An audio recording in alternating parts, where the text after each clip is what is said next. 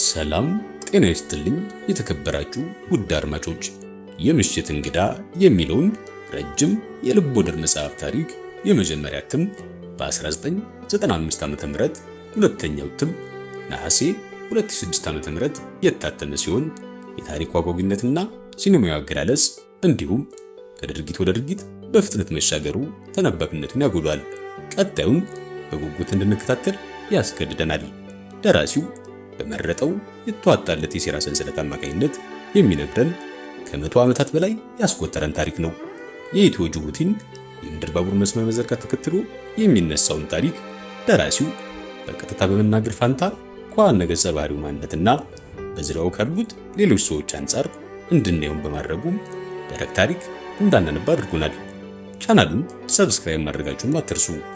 የምሽት እንግዳ ደራሲ አስራት ከበደ፣ ተራኪ በእምነት አማረ።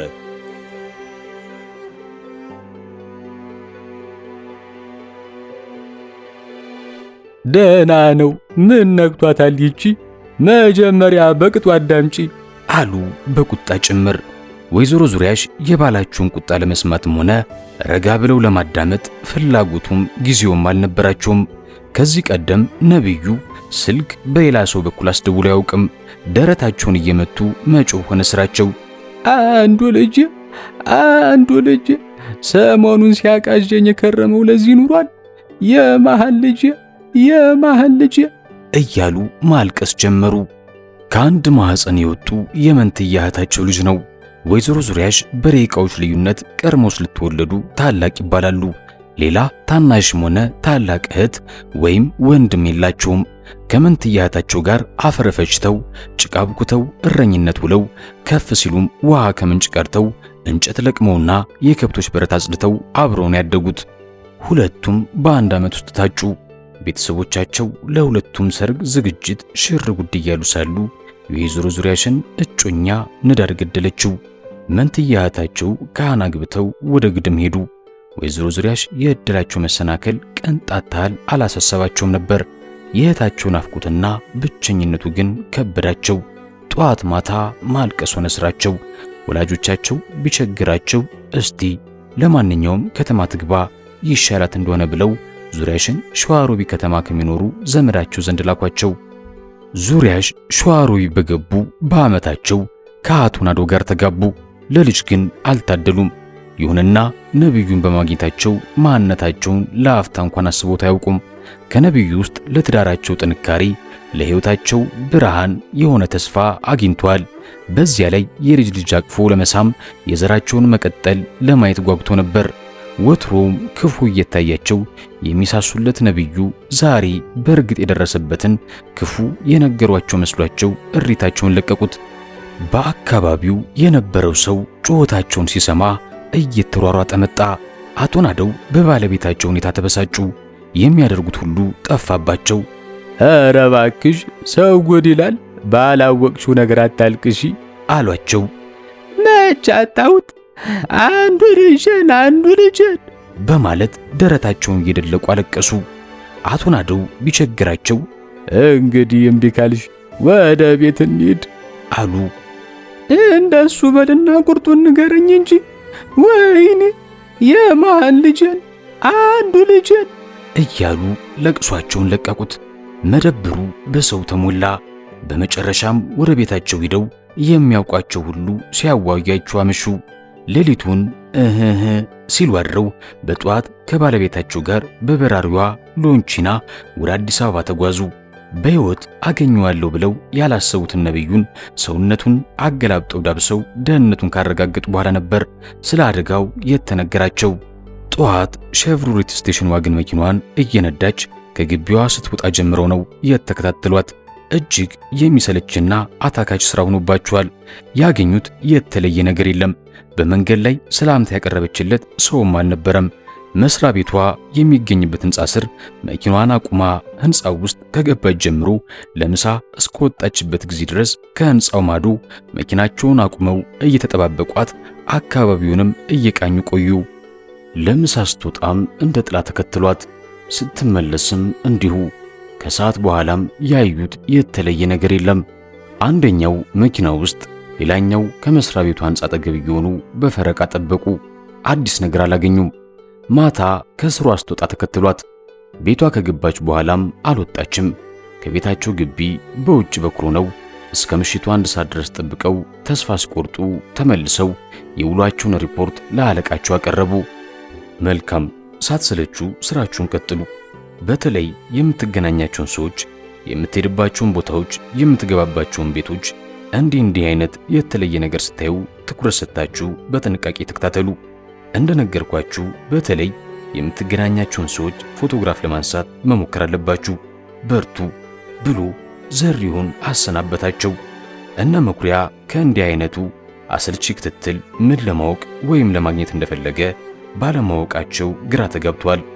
በማግስቱም ምንም የተለየ ነገር አላገኙም። ከተለያዩ 3ኛ ቀናቸው ነው። በየዕለቱ በስልክ ድምጿን ቢሰማም አይኖቿን ለማየት ጓጉቷል። ነብዩ ባለፉት ቀናት ከቤተሰቦቹ መለየት አልሆነለትም እንጂ ማክዳን ናፍቋል። ዳዊት፣ አስናቀች፣ ማክዳና ጸደይ ሆስፒታል ተኝቶ በነበረበት ወቅት ሳይሰለቹ እየተመላለሱ ያስታመሙት መሆናቸውን ለወይዘሮ ዙሪያሽ አጫውቷቸዋል። ወይዘሮ ዙሪያሽም በሌሉበት ልጃቸውን ያስተምሙላቸውን ማክዳንና ጸደይን አግኝተው ለመተዋወቅና ዝምድናቸውን ለማጠንከር ፈልገዋል። በተለይ የወይዘሮ ዙሪያሽ ውትወታ ስለበዛበት ወደ ሀገራቸው ከመመለሳቸው በፊት ነብዩ ሊያስተዋውቃቸው ወስኗል። በመሆኑም አረፋፍዶ ለጭንቅላቱ ጠባሳ መከለያ የገዛውን ኮፍያ ቅንድቡ ድረስ ደፍቶ ከቤት ወጣ።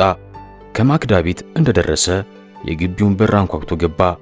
በረንዳ ላይ የጫማውን ቆሻሻ እንደ ማራገፍ እያሼ የሳሎን በር አንኳኳ። ከውስጥ በኩል ጌቲን ስትል ሰማትና ኮፍያውን አውልቆ በሩን ከፈተ። ባልተጠበቀ አመጣጡ የተደሰተችው ማክዳ ነቢይ በማለት ጩሃ ወደ እሱ ተንደረደረች። ነቢዩም ከጀርባው አንዳች ኃይል የገፈተረው ያህል ወደ እሷ ተንደረደረ። እየተጣደፈ የሚንደፋደፈውን ልቡንና ስሜቱን መቆጣጠር አልቻለም። ስሜቱን ለመቆጣጠር ቢያስብም እንኳን በአፍታ ክፍልፋዮች ውስጥ ማክዳ በተዘረጉ እጆቹ መካከል አልፋ ደረቱ ላይ ተለጠፈች። በቃ በየውስጣቸው ተዳፍኖ ሲብላላ የቆየው ፍቅር በራሱ ጊዜ እንደ እሳተ ገሞራ ፈንድቶ ከነወላፈኑ አጥለቀለቃቸው። የነብዩ ክንዶች የይሉንታ ሉጋማቸውን በጥሰው ማክዳን ጭምቅ አድርገው ደረቱ ላይ ያስቀሯት።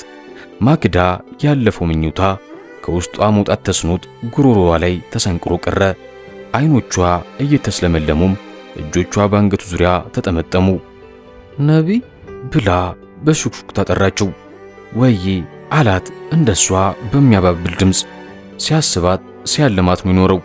የሚንቀጠቀጡ ትኩስ ከንፈሮቿ ከፊቱ እንደ ወይን ዘለላ ተንዠርግጓል። ጨክኖ ሊተዋቸው አልቻለም። ጎረሳቸው፣ መጠጣቸው እና በተሳከረ ህሊና አጣጣማቸው። ሁለቱም ሳሎን መካከል በእቅፎቻቸው ውስጥ እንደሆኑ በቁማቸው ቃተቱ። እቅፉን አላልቶ ትኩር ብሎ ተመለከታት። የማክዳ ፊት በደስታ ፈክቷል። ሁለመኗ በፍቅር ተጥለቅልቋል። ጉንጮቿ ቀልተዋል። ልትናገር መፈለጉ ያስታውቃል። እሱ ግን አልደፈረም። ከእቅፉ እንዳትወጣ እንድትለየው አልፈለገም። በሩን አለችው ድክም ባለ ድምፅ። ነብዩ ይቅርታ አላትና እጆቹን ከወገቧ ላይ ፈታ። በሩን ዘግታ ተመለሰች። ገና አልጠገበችውም። በጣቷ ጠቀስ አድርጋ እንደቀመሰችው የማር ወለላ ያህል ሰቀቀን ሆነባት። እንደገና ወደ ደረቱ ተጠጋች። እንደ መግነጢስ ኮትቶ አንገቱ ስር ለጠፋት። ከአንገቱ ስር የሚሞቀውን ትንፋሿንና የልቦቻቸውን የጋራ ምት እያዳመጠ እስኪሰክኑ ጠበቀ። ደቂቃዎች አለፉ። ቢሮሽ ስልክ ብደውል ቤት እንደሆንሽ ነገሩኝ። ዛሬ በስራ ሰዓት እንዴት ቤትሽ ተገኘሽ ብሎ ጠየቃት። ነቃች ጸደይ። ድምጿ ግን ገና ይስለመለማል። አባቴ ዛሬ ማታ ይገባል። ለእሱ መቀበያ ለማዘጋጀት ነው። ባይገርምህ ልደውልልህ እያሰብኩ ነው የመጣኸው አለችው። እንኳን አልደውልሽ አላት ነብዩ። ለምን በማለት እጁን ወደ እሷ ስባ እያሻሸች ጠየቀችው። አታገኘኝም ነበር ሲላት ፈገግ ብላ ከላይ እስከታች አጠናችው። ነቢይ በጣም ተስማምቷል አለችው። እየናፈቅሽኝ እንዴት ይስማማኛል አላት። በልቡ ውስጥ ተሸሽጎ የቆየ እውነት በአሸናፊነት የአንደበቱን ድንበር ጥሶ ወጣ። እውነትህን ነው ነቢይ፣ በማለት የሰማችው ከእሷ አንደበት የወጣ አልመሰላትም። አትጠራጠሪ ማክዳ አላት። መናገር አልቻለችም። የደስታ እንባ ቀደማት። እጁን ደረቱ ላይ አጥብቃ ይዛ እንቧን ለማገር ታገለች። ታዲያ ለምን እንለያያለን? ለምን ትርቀኛለህ ነቢይ? ብላ ጠየቀችው። አይዞሽ ለትንሽ ጊዜ ነው አላት ነቢዩ። እርግጠኛ ነህ? በዓይኖቿም ጭምር እየለመነች ጠየቀችው። እመኝ ማክዳ አላትና ከኪሱ የመጸዳጃ ወረቀት አውጥቶ ዓይኖቿን ጠራረገላት። በስስት አየችው። ምን ትበለው ቢጨንቃት እሺ ነቢይ አለችው። ነቢዩ ወደፊት የሁለቱም ብቻ ጊዜ እንደሚመጣ አሰበና አሁን የሚጋልበውን የስሜቱን ፈረስ ልጓም ስቦ ራሱን መቆጣጠር እንዳለበት ወሰነ። አሁን የመጣሁት ወላጆች ስላኩኝ ነው አላት። የት ነው የላኩ ብላ ጠየቀችው።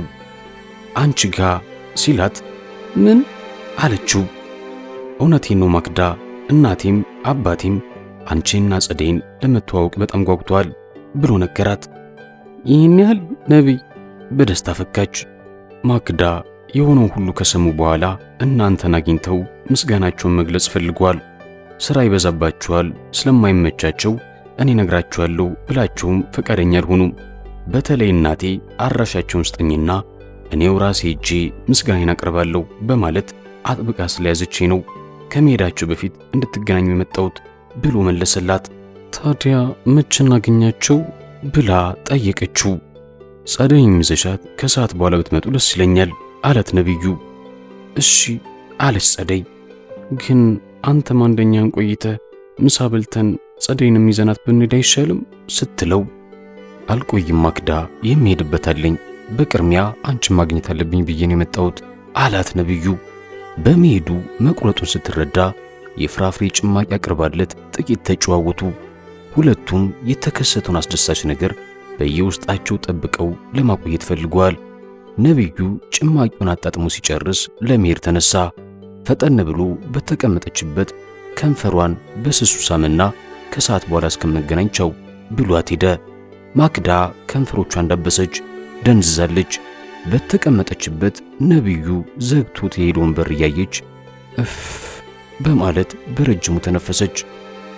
ማክዳ ከመስሪያ ቤቷ ወጥታ ቀጥታ በአስመራ መንገድ በመሄድ 22 ማዞሪያ ስትደርስ ወደ ምስራቅ አጠቃላይ ሁለተኛ ደረጃ ትምህርት ቤት አቅጣጫ ታጠፈች። ውስጡን እየነዳች ሄዳ ወደ አለቃቸው መኖሪያ ቤት በሚያስገባው ኮረኮንች መንገድ ስትታጠፍ እነሱም ፍጥነታቸውን ቀንሰው በርቀት ተከትሏት የአለቃቸውን ግቢ የአጥር በር አስከፍታ ስትገባ ተያይተው መኪናቸውን ሰወር ካለ ቦታ አስተካክሎ አቆሙና ጥበቃ ያዙ። ከሩብ ሰዓት ያህል ቆይታ በኋላ ከአለቃቸው ሚስት ጋር ወጥተው በመጡበት መንገድ ሄዱ። መድረሻቸውን ለማወቅ ጓግተው ተከትሏቸው ወደ መገናኛ ሲያቀኑ እነርሱም ርቀታቸውን ጠብቀው ተጓዙ። መገናኛ አደባባዩ ጋር ከመድረሳቸው በፊት ወደ ቀኝ ተገንጥለው ወደ ውስጥ በሚያስኬድ ቀጭን መንገድ ገቡ። በግምት 200 ሜትሮች ያህል ወደ ሰፈር ውስጥ ገብተው ከአንድ ግቢ በር አጠገብ ሲቆሙ መጠጋት ጥሩ እንደማይሆን ገምተው ከሩቅ ይመለከቱ ጀመር። ማክዳና ጸደይ ከመኪና ወርደው በእግራቸው ወደ ግቢ ዘለቁ። ከሁለት ሰዓት ቆይታ በኋላ የሚከታተሏት ልጅና የአለቃቸው ባለቤት በሁለት ሴቶች ተሸኝተው ሲወጡ አዩ። ከዚያ መልስ የሚከታተሏት ልጅ ጸደይን አድርሳት ቀጥታ ወደ ቤቷ ተመለሰች። ወትሮ ከሥራ ከምትወጣበት ሰዓት ቀደም ብላ ወጥታ ቤቷ መግባቷ ጥርጣሬ ስላሳደረባቸው በቆይታ ሊጠብቋት ወሰኑ። ከምሽቱ 1 ሰዓት አካባቢ ሲሆን ከቤቷ እንደማትወጣ በመገመት የዕለቱን ውሏቸውን ለአለቃቸው ሪፖርት ሊያደርጉ ወደ ኩባንያ ዋና መስሪያ ቤት ለመሄድ እያሰቡ እንዳሉ ቢጫና ቀይ ታርጋ የለጠፈ ኒሳን ፓትሮል ስቴሽን ዋገን መኪና ወደ ልጅቱ ግቢ ገባ። በመኪናው ውስጥ 2 ሰዎች አይተዋል። የተለየ ነገር እንደሚኖር ስለገመቱ ቆዩ። ከምሽቱ 2 ሰዓት ተኩል አካባቢ ልጅቱ የእንግዶቹን መኪና ተከትላ የራሷን መኪና እያሽከረከረች ወጣች። የኩባንያው ልዩ ሰራተኞች ቦሌ አውሮፕላን ማረፊያ ድረስ በጥንቃቄ ተከተሏቸው። ቦሌ አውሮፕላን ማረፊያ እንደደረሱ ከመኪናዋ በቅርብ ርቀት መኪናቸውን አቁመው የሚሆነውን እየተከታተሉ እንደ ማንኛውም ሸኚ ወይም ተቀባይ መጠበቅ ጀመሩ። ቦሌ አውሮፕላን ማረፊያ ከተቀበሏቸው እንግዳ ጋር አንገት ለአንገት ተቃቅፋ ስትሳሳም አብሯት የነበረው ዱላ የያዘ አጃቢዋም የእንግዳውን ትልቅ ሻንጣ ተሸክሞ መኪና ውስጥ ሲያስገባ አይተው እንዳመጣጣቸው ሁለቱ መኪናዎች አስቀድመው ተመለሱ። መስቀል አደባባይ ሲደርሱ አንደኛው ኒሳን ፓትሮል ስቴሽን ዋገን መኪና ቀጥታ ወደ 4 ኪሎ አቅጣጫ ሲያቀና እነሱ የልጅቱን መኪና ተከትለው ከቤቷ ድረስ ሄዱ። ምሽቱ ገፍቶ ለ5 ሰዓት ጥቂት ደቂቃዎች ቀርተዋል። ስለዚህ የክትትላቸውን ውጤት ጠዋት ለአለቃቸው ሪፖርት ለማድረግ ተስማሙ። በማግስቱ ጠዋት ዘሪሁን ሪፖርታቸውን በጥሞና ከሰማ በኋላ በዚህ አይነት ክትትላችሁ ፈር እየያዝ መሆኑን ከምታቀርቡት መረጃ መረዳት ይቻላል። ትላንትና ማታ የተቀበለችው ወላጅ አባቷን ነው። በስራ ምክንያት አሜሪካን ሀገር ከረመው መምጣታቸው ነው። በሁለተኛው ኒሳን ፓትሮል መኪና ውስጥ የነበሩትን ሰዎች ግን ቢያንስ መልካቸውን በሚገባ መለየት ከዚያም ባለፈ ማንነታቸውን ማወቅ ነበረባችሁ አላቸው። መኪናው የመስሪያ ቤታቸው ለመሆኑ እርግጠኛ ነን። ሰሞኑን በዚያው ህንጻ ስር ቆሞ አይተኗል አለ መኩሪያ። ደህና፣ ሰዎቹም የአባቷ ረዳቶች ይሆናሉ። ከጸደይ ጋር አብረው የገቡበትን ቤትና አካባቢውንስ በሚገባ ታስታውሳላችሁ ብሎ ጠየቃቸው። አዎ በደንብ አይተኗል። በትንሹ 2 ሰዓት ያህል በቤት ውስጥ ሲቆዩ እኛም በትዕግስት እስኪወጡ ድረስ ጠብቀናቸዋል አለ መኩሪያ ፈጠን ብሎ። ወይዘሮ ጸደይን በሌላው እንዲጠረጥራት ይሆን ይህች ማክዳ የሚሏት ዘመናዊ ሚስቱን እየወሰደች እንደምታማግጥበት ይጠረጥር ይሆን አለ በልቡ። ማክዳ ወደዛ ቤት መመላለሷ ስለማይቀር እንደ አስፈላጊነቱ ወደፊት ክትትል ማድረጋችሁ እንዳትዘነጉት። ከዚያ ቤት ወጪ ገቢውን ሁሉ ማወቅ እፈልጋለሁ በማለት አስጠነቀቃቸው። ነብዩ የእቅዱ ወደፊት ቀጣይነት የሚወሰነው የአቶ በሉን እንቅስቃሴ በስውር በመከታተልና የሚገናኟቸውም ሰዎች በማወቅ መሆኑን አምኖበታል። በእርግጥ እዚህ ድምዳሜ ላይ ለመድረስ ረጅም ጊዜ ወስዶበታል። ሆኖም ሌላው መንገድ ሁሉ ጨለማ ስለሆነበት በቅድሚያ ይህን ለማጣራት ወስኖ ክትትሉን የጀመረው ወደ ፈረንሳይ ኤምባሲ በመሄድ ነበር። አይኖቹን ከኤምባሲ በር ላይ ሳያነሳ ከማዶ ሆኖ እየተንጎራደደ ጠበቀ። 8 ሰዓት አለፈ። አስተርጓሚው ከኤምባሲው ግቢ አልወጡም። እንዳሰበው ወዲያውኑ አልተሳካለትም። በዚያም ላይ ዝናብ ደብድቦት እልህና ብርድ ተጋግዘው እያንቀጠቀጡት ቤቱ ገባ። በሚቀጥለው ቀን ደግሞ አስተርጓሚው ከማያውቃቸው ሰዎች ጋር በመኪና ሆኖ አለፉት። እንዳያዩት እየተጠነቀቀ ነበር።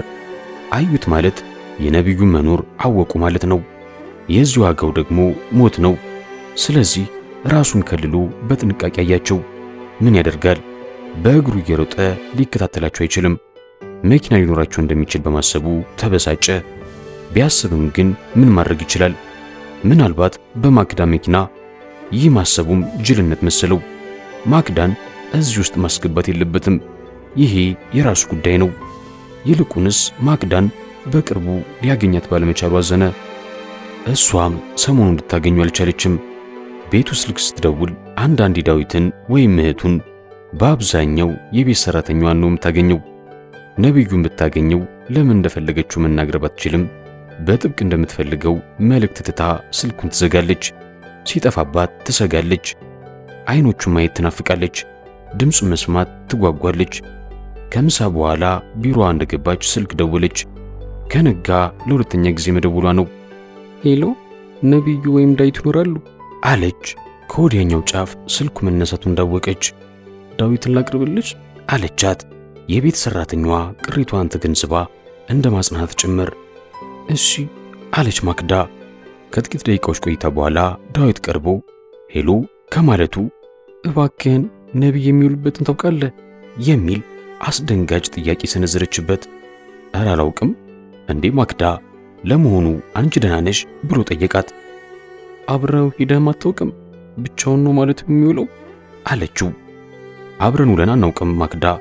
ደጋግሜ ጠይቄው ፈቃደኛ ባለመሆኑ ነፃነቱን ገፌ ከማስጨንቀው ብዬ ተውኩት። እኔም ያን ያህል ጊዜ አልነበረኝም።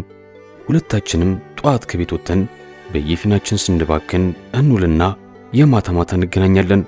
ስለ ጤንነቱ ግን አታስቢ፣ በጣም ደህና ነው። በረጅሙ ስትነፍስ ሰማት። ጭንቀቷን ተረድቶላታል። ከኔስ ጋር መገናኘት አይፈልግም እንዴ? ድምጿ ቀዝቀዝ ብሏል። እንዴ ማክዳ፣ ጥያቄሽ አልገባኝም አላት ዳዊት።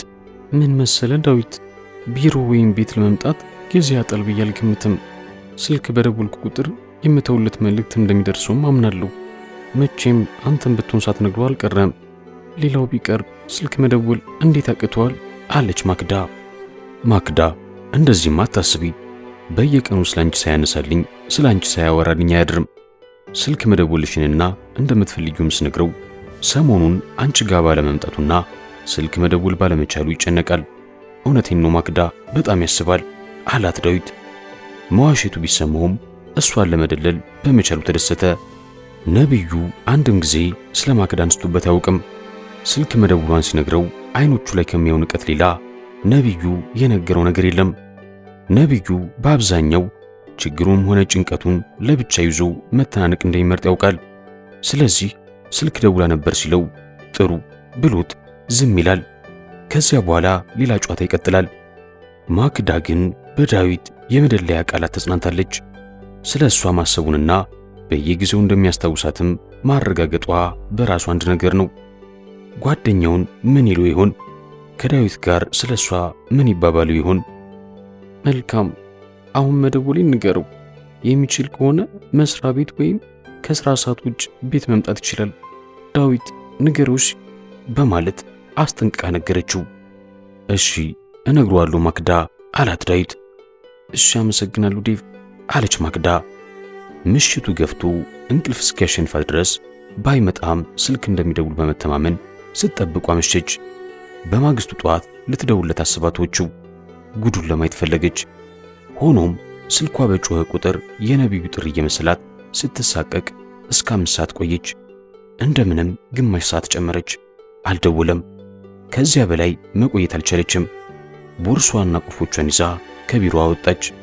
በቤት ሰራተኛዋ መሪነት ክፍሉ ደርሳ በሩን ስታንኳኳ ይግቡ የሚል ድምፅ ተሰማ።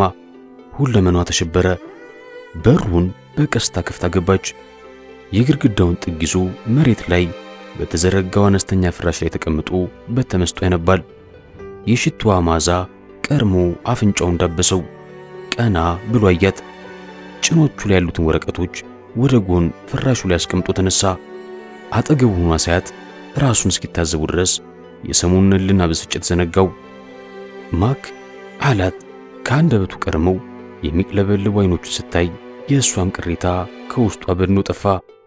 እቅፍ ውስጥ ገብታ እየተስገበገበች ከንፈሮቹን ትስም ጀመር። ሰላምታም የለም። ናፍቆት ሰላምታቸውን ነጥቆ በፍቅር ተካላቸው። ባይጠጋገቡም ትንፋሽ ለማግኘት ተላቀቁ። ቁጭ በይ አላት በእርጋታ ወደ ፍራሹ እየሳባት። ተጎተተችለት። እሺ አለች። የሚስለመልሙ አይኖቿ ከእሱ ላይ አልተነቀሉም። ምን ነው ጨከንክብኝ ነቢይ ብላ ጠየቀችው። ምን ላርግ ማክዳ፣ በጭራሽ አልተመችኝ ነበር አላት ነቢዩ። ስልክ ለመደወልን ጊዜ አጣ ስትለው ከመቼ በኋላ ስልክ መደወል እየከበደኝ ነው በማለት አፉን ላይ የመጣለትን ምክንያት ነው የነገራት። እንደገና ወደ ደረቱ ሳባት። ግንባሯን፣ አይኖቿን፣ ጉንጮቿንና ከንፈሮቿን በየተራ ሳማቸው። ዛሬ ደግሞ ፊቷ ላይ ነበልባል የሚንቦገቦግ መሰለው። ነገር ግን እንደ ቀድሞ አልፈራትም። ይልቁንም ይበልጥ ተጠጋት። አጠገቡ እንደተቀመጠች ጸጉሯን እያፍተለተለ ጉንጮቿን እየዳበሰ በዝምታ እያያት ሲያጠናት ቆየ። እሷም ትክ ብላ ታየዋለች። አይኖቻቸው በየራሳቸው ቋንቋ የሚነጋገሩ ይመስላል። በዝምታ እንደተዋጡ ደቂቃዎች አለፉ። ዛሬ ምሳ የምትበላው ከኔ ጋር ስለሆነ ተነስ እንሂድ ስትለው የለበሰውን የስፖርት ቱታዬ፣ ቀጥሎ እሷን፣ ከዚያም ፍራሹ ላይ የተበታተኑትን ወረቀቶች በየተራ ተመለከተ። ምን ነው መሄድ አትችልም አለች ማክዳ። አነጋገሯ ከጥያቄ ይልቅ ቅሬታን ያዘለ ነው። እሺ እንዴት አገሽኝ ብሏት ፍራሹ ላይ የተዘረከረኩትን ወረቀቶች ይሰበስብ ጀመር። ማክዳም እሺታውን በመስማቷ ፈገግ ብላ ከፍራሹ ላይ ተነሳች። ነቢይ ልብስህን ቀይረ እስከምትመጣ መኪና ውስጥ እጠብቅሃለሁ። ተዘጋጅቶ እስኪመጣ ራሷን ለማረጋጋት ፈልጋለች። መኪናው ውስጥ የኢትዮጵያ ሬዲዮ የቀኑን ዜና ያሰማል። ማክዳ ግን የምታዳምጥ አትመስልም። ነቢዩ መኪና ውስጥ እንደገባ እሺ ማክዳ ዶክተር ደህና ናቸው ሲል ጠየቃት።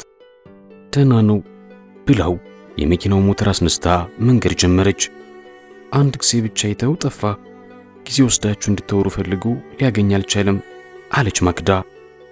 አሁን ቤት ስለምንሄድ መገናኘታችን አይቀርም አላት ነብዩ። ዛሬ ለምሳ ቤት አይገባም ከእንግዶች ጋር ነው አለችው። ግድ የለም ወደፊትም ሰፊ ጊዜ ይኖረናል አላት እየሳቀ። አንቺም በምሳ ሰዓት እኔም ፍለጋ የመጣሽው ዶክተር ስለሌሉ ነዋ ሲላት ከልቧ ሳቀች። የሰፈሩን ኮረኮንች መንገድ ጨርሰው ሊወጡ ትንሽ ሲቀራቸው ነጭና ቀይ ሃይሉክስ ቶዮታ መኪና የመንገዱን ዳር ይዞ ቆሞ አዩ። በመኪናው ውስጥ ሰው የለም። ማክዳ መኪናውን ለማሳለፍ እንደምትቸገር ተገንዝቦ በዚህ ጠባብ መንገድ ላይ መኪና ቆመው እንዴት ሄዳሉ? ወርጄ ሹፌሩን ልፈልገው ወይስ ያሳልፍሻል ሲል ጠየቃት። ቀስ ብዬ በጥግ በኩል ለማለፍ ሞክራለሁ አለችውና መኪናውን አልፈው ከዋናው መንገድ ሲገቡ ፍጥነት ጨምራ ወደ ቤቷ ይዘው በረረች። የፍራቸው ድንበር እንደሆነ አንድ ጊዜ ተጥሷል። ምሳቸውን ስለ እሷ ሥራ፣ ስለ አባቷ የአሜሪካን አገር ቆይታ፣ ስለ እሷ አከራረምና ስለ ክረምቱ እየተጠያየቁ በሉ። እንዲህ አብረው እንደሆኑ ወደፊትም ቢዘልቁ ትመኛለች።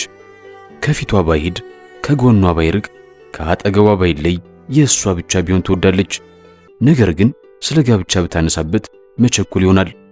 ማክዳ በዝምታ ስታስብ ነብዩ ከሶፋው ጠረጴዛ ላይ ያገኘውን ኒውስዊክ መጽሔት እያነበበ ለሐሳቧ ጊዜ ሰጣት። ማክዳ የሥራ ሰዓት እንዳያልፍብሽ አላት ከብዙ ደቂቃዎች ቆይታ በኋላ።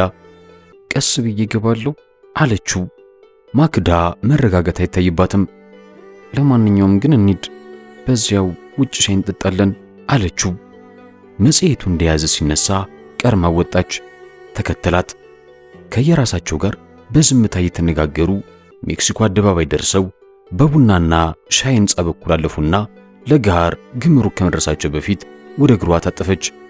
እዚህ ሻይ መጠጣት እንችላለን ብለው መንገዱን ተሻግራ ከለጋር ግምሩክ ፊት ለፊት ካለው ሕንጻ አጠገብ መኪናዋን አቆመች። ሰላም ሬስቶራንት በረንዳ ላይ ተቀምጠው ነብዩ ቡና፣ ማክዳ ሻይ አዘዙ። የቀረበላትን ሻይ እያማሰለች በየመሃሉ ቀና እያለች አየት ታደርገዋለች። ነብዩ ቡናውን ፉት እያለ መንገዱን ይመለከታል። ማክዳ በአይምሮ የሚመላለሰውን ነገር ልትጠይቀው ወሰነች። ማንኪያዋን አስቀምጣ ከሻዩ ደጋግማ ፉታለች። አቅማማች፣ አየችው። ነብዩ ቡናውን ጨርሶ ማዶ ማዶን ይመለከታል። ደሞ ሰዓቷን አየች። ለ8 ሰዓት ርብ ጉዳይ ይላል። የራሱ ጉዳይ ለምን መሽቶ አይነጋም አለች በልቧ በራሷ አባባል እየፈገገች። ነቢይ ስትል ጠራችው። አቤት አላት አይኖቹ ማዶ ላይ እንደተተከሉ። አንድ ነገር ልጠይቅህ። ዞሮ አያትና ትችያለሽ ብሎ አይኖቹን ወደ ቀድሞ ቅኝት ተግባራቸው መለሳቸው። ማክዳ አይኖቹን አለማየቷ ብርታትን ሰጣት። የወደፊት ሐሳብ ምንድነው ብላ ጠየቀችው። እንደምታውቂው ለጊዜው ትኩረትን የሚፈልግ ስራ ላይ ነኝ አላት። ሻይ ባማሰለችበት ማንኪያ ብርጭቋን ስትቆረቁር ቆይታ እሺ ከዚያ በኋላስ ማለቴ ቀና ብላየችው። እሱ ግን አያትም። ትኩረት ሁሉ ከፊቱ በሚያየው ነገር ላይ ነው። ድንገት ብሽቅ ብላ ቁጣና ለየተናነቃት አፈጠጠችበት። አሁንም ነብዩ አያትም። አጠገቡ መኖሯንም ረስቶታል። አይኖቹ በተሻገሩበት ማዶ ላይ ፍጥጥ ብለው ተመለከተች። ለሷ ግን ምንም አይነት ትርጉም ያለው ነገር አላየችም። መልሳየችው። ጥርሱን ነክሶ ይቆረጥማል። ሁለት እጆቹን ለቡጢ ጨብጦ ይንቀጠቀጣል። ደነገጠች።